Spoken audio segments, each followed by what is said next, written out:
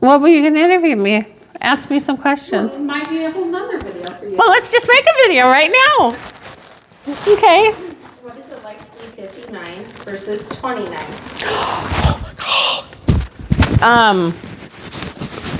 Externally, the body hurts. The body hurts and it creaks and I'm so tired. I'm tired all the time, like every second. Even when I wake up, I'm tired. So it changes all that. But internally, there's the fear about the body. Like when you're in your 20s, you're not scared. You're not thinking I'm gonna break down. You're jumping off rocks and, you're not scared. Like I'm terrified. I'm scared I'm gonna hurt my body. So that's a big thing. But if you want to go a little deeper, when you're 29, you have all these years ahead of you, or at least you think you do. We never know because life can be taken away at any time. But you have all of this ahead of you, all of these dreams that you can fulfill, even though most people don't. But your dreams are attainable because you have time. To where my dreams now at 50, the ones that I didn't live when I was 29, and I'm saying, I don't know if I have enough time to do that, Like I might have a dream, but is there any time left? So that's huge. Time, health, hope, dreams. That's the difference between being in your 20s and in your 50s. Are there things that you regret in your life? And what would you do to change them? You want to know the funniest thing? We're talking about meaningful things. But one thing that I regret that is so, so huge, it seems a little superficial, but it's just investing and planning for a retirement. It was explained to me probably in my 30s about compound interest, and you put $10 in today and this, decades later. But if somebody would have really, really taught me, not only taught me, but like maybe parents opened an account for me or something and started contributing. And I could have started that when I was 19 years old. And the difference it would make, because you just can't believe how fast it creeps up on you, time. Did anyone ever teach you about money? No. Nope, never. Just by watching and, following some bad habits. And I really didn't know much about money until at one of my jobs, we had a lot of like learning sessions, and we had financial advisors come in and just kind of try and help us and stuff. And that's where I learned a lot. But I was already in my mid-30s, so, even if I started then, which I didn't, I was already 15 years behind.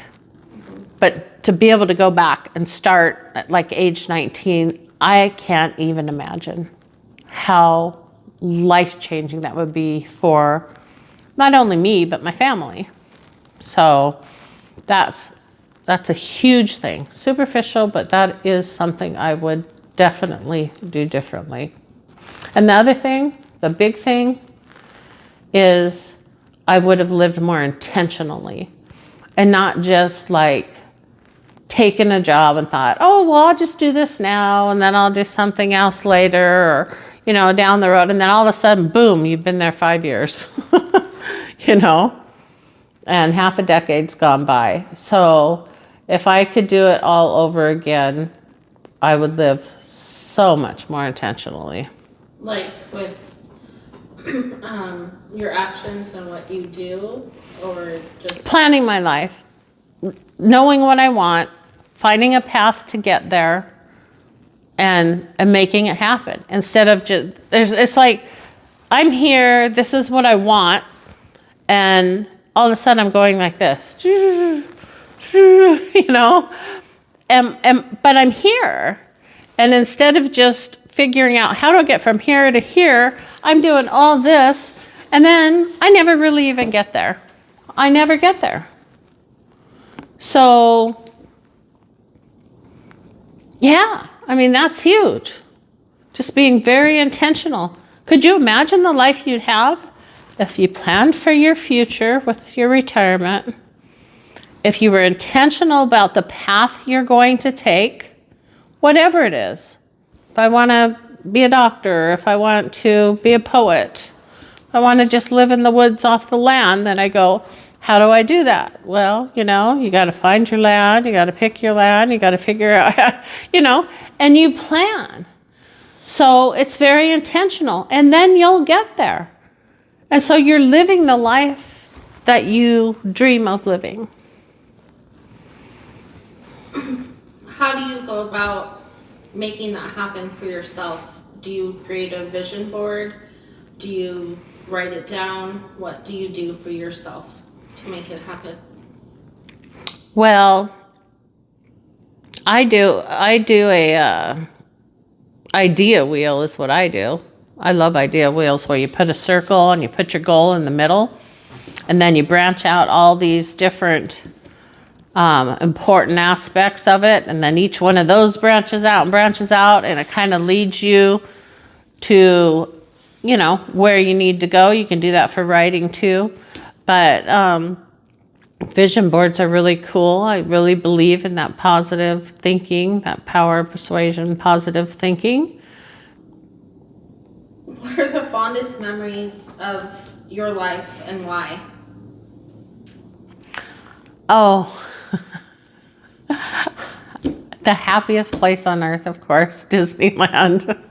I think the years in Disneyland, oh my gosh, it really is the happiest place on earth. I don't know about it anymore, but I have such great fond memories of those days of watching the children be all excited, but also just the days at home with everybody running around, noise, busy days. I love that. It isn't like one day, it's like this period of time. Do you think you liked those times in life because they were more simple? Oh, wait, now I'm going back to years living in the log house. I have to talk about that. They weren't simple. They were very, very, very busy. Little kids, children, snack time, nap time, ballet class, little league.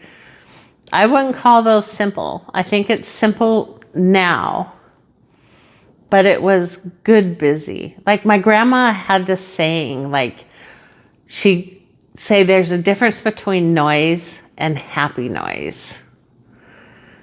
Yeah, happy noise. That's what I miss. Those were the good times. And happy noise is what? Kids running around, laughing, playing.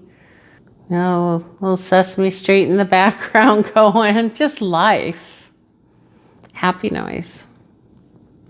Yeah, at the time, and the memories of it, yes. Now it's something different, but those were the happiest times. What is the biggest life lesson you have learned in life? The biggest life lesson that I have learned is to value time, to respect time.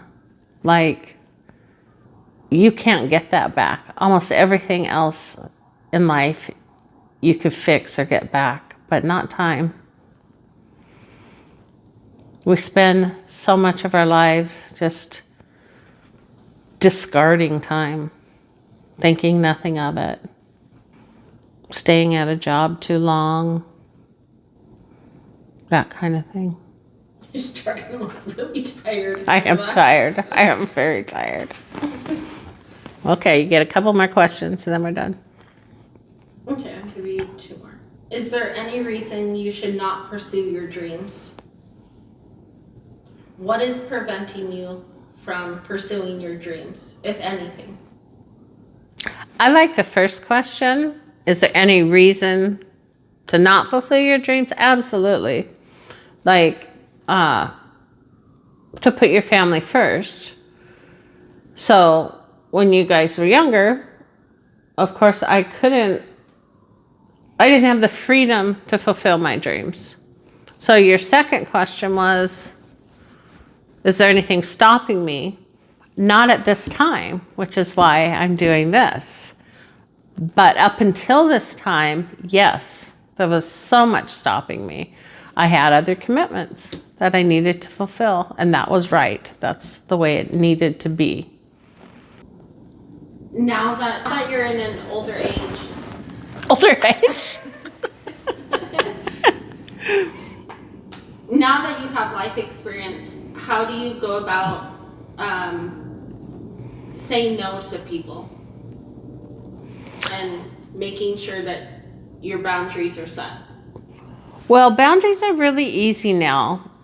They were blurred when I was younger and I was learning, but now because of the value of time, my time is so precious to me.